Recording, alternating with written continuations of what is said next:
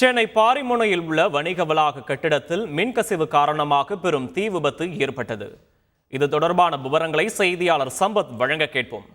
சம்பத், வணக்கம். இந்த தீயை அணைக்கும் பணி தற்போது எந்த நிலையில் இருக்கிறது? சம்பத், வணக்கம். சென்னை பாரிமுனை பகுதிக்கு உட்பட்ட கோவிந்தப்பன் நாயக்கன் தெருவில் செயல்பட்டு வரும் சிங்கப்பூர் பிளாசா எனப்படும் வணிக வளாகத்தில் இரவு 8:30 மணி அளவில் இந்த தீ விபத்தானது ஏற்பட்டுள்ளது. மொத்தம் 4 தளங்கள் கொண்ட இந்த வணிக வளாகத்தில் சுமார் 50க்கும் மேற்பட்ட கடைகள் செயல்பட்டு வருகிறது.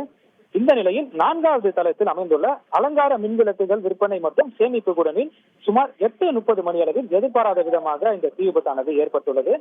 உடனடியாக அதனை பார்த்து அங்கிருந்த பொதுமக்கள் சிலர் காவல் கட்டுப்பாட்டு அறைக்கு தகவல் தெரிவித்துள்ளனர்.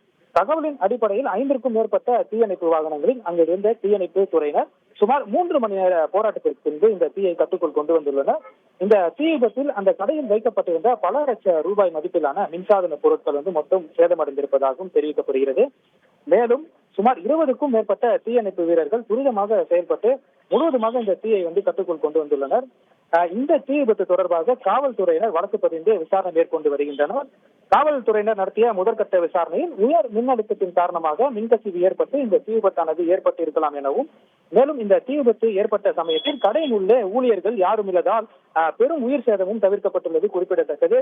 அதேபோல் தீ விபத்து ஏற்பட்ட அந்த சமயத்தில் தகவல் அறிந்து அந்த பகுதிக்கு உடனடியாக அமைச்சர் சேகர் பாபு மற்றும் மேயர் பிரியா ஆகியோர் பார்வையிட்டு தீயணைக்கும் பணிகளை துரிதப்படுத்தினர்.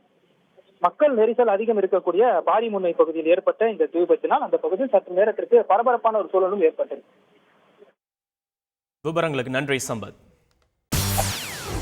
செய்திகளை உடனுக்குடன் தெரிந்து கொள்ள உடனே சப்ஸ்கிரைப் பண்ணுங்க.